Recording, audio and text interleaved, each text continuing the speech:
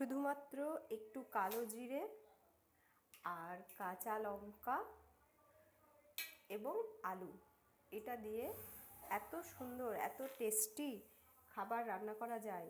যারা নতুন রান্না শিখছো তারা যদি এটা রান্না করো তাহলে কিন্তু খুবই ভালো হবে। দেখো আমি শুধু কড়াইয়ে একটু তেল নিয়ে নিয়েছি, তেলটা গরম করে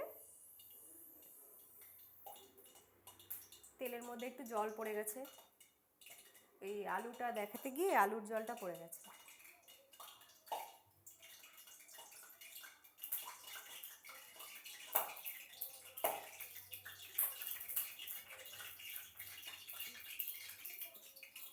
তেলের মধ্যে দিয়ে দিচ্ছি আমি শুধু কালো জিরে আর এই কাঁচা লঙ্কা, একটু নাড়াচাড়া করে নেব।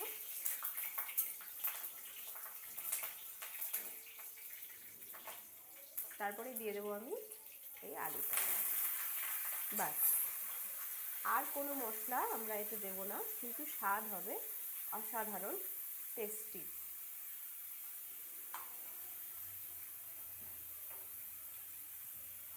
তোমরা গ্যাসটা ফুল ফ্লেমে রাখতে পারো। এই মুহূর্তে দিয়ে দিচ্ছি স্বাদ মতো লবণ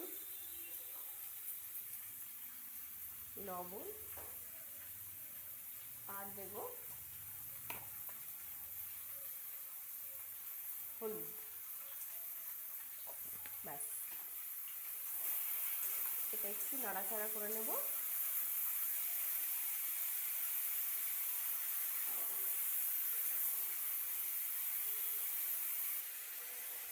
একটু হাই ফ্লেমে নাড়াচাড়া করে নিতে হবে।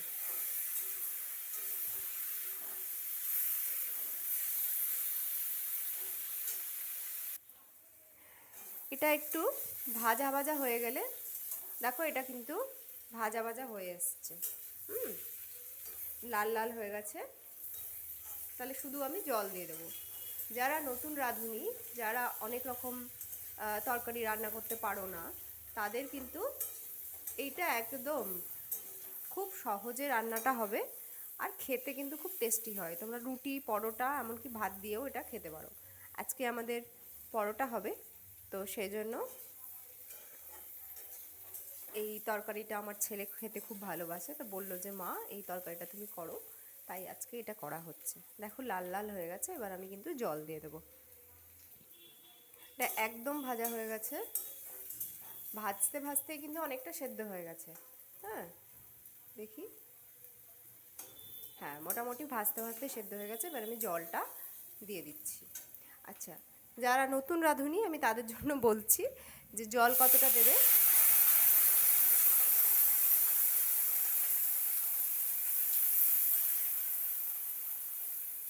জল কতটা দেবে বুঝতে না পারলে কি করবে, তোমরা যতটা আলু নিয়েছো সেই আলুটা যাতে ডুবু ডুবু হয়। দেখো আমার আলুটা কিন্তু ডুবেছে, মানে অতিরিক্ত ডুবে যায়নি, কিন্তু আলুটা মোটামুটি ডুবেছে, এরকম জল দেবে।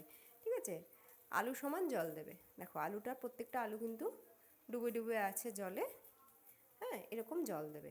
আর এই রান্নাটাতে যদি জল বেশি হয়েও যায় তাহলেও কিন্তু কোনো অসুবিধা নেই, জলটা পরে মানে তোমরা ধরো একটু বেশি জল দিয়ে দিলে, বেশি ডুবু ডুবু করে দিলে আর কি। হ্যাঁ, তো সেক্ষেত্রেও অসুবিধে নেই। তোমরা কিন্তু এই জলটা যখন আলুটা সেদ্ধ হয়ে যাবে, গ্যাসের ফ্লেমটা বাড়িয়ে জলটাকে কিন্তু মেরে নিতে পারো বা শুকিয়ে নিতে পারো। তো এটা আমি এবার ঢাকা দিয়ে দেবো, আর কিছুক্ষণের জন্য এর জলটা যখন ফুটে যাবে, এখনও ফোটেনি, জলটা যখন ফুটে যাবে তো তখন আমি গ্যাসের ফ্লেমটাকে কিন্তু লো করে দেবো। তারপরে এটা হয়ে গেলে নামিয়ে নেব। দেখো জলটা পুরোপুরি কিন্তু ফুটে গেছে, সেজন্য এবার আমি গ্যাসের ফ্লেমটা একদম কমিয়ে দিলাম। গ্যাসের ফ্লেমটা কমা অবস্থায় মোটামুটি এটা 10 মিনিট মতো সেদ্ধ হতে হবে। তারপর দেখবো আলুটা কতটা সেদ্ধ হয়েছে, সেই অনুযায়ী নামিয়ে নেব। চলো ফিরে আসছি 10 মিনিট পর। 10 মিনিট হয়ে গেছে, এবার আমি খুলে দেখি এটা সেদ্ধ হয়েছে কিনা। সেদ্ধ হয়ে যাওয়ার কথা, গ্যাসের ফ্লেমটা আমি বাড়িয়ে দিলাম। হ্যাঁ, একদম সুন্দরভাবে সেদ্ধ হয়ে গেছে। এবার এই জলটা শুকিয়ে নেব, আর কিছু আলু একটু ভেঙে দেবো। হ্যাঁ, এরকম করে খুন্তি দিয়ে এরকম করে ভেঙে ভেঙে দেব, এই যে একদম স্ম্যাশ করে করে দেব, তাহলে কিন্তু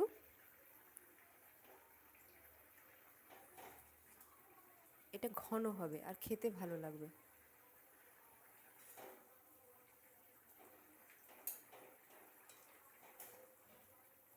এরকমভাবে বেশ কয়েকটা আলু স্ম্যাশ করে দিতে হবে, তাহলে তাড়াতাড়ি ঘন হবে।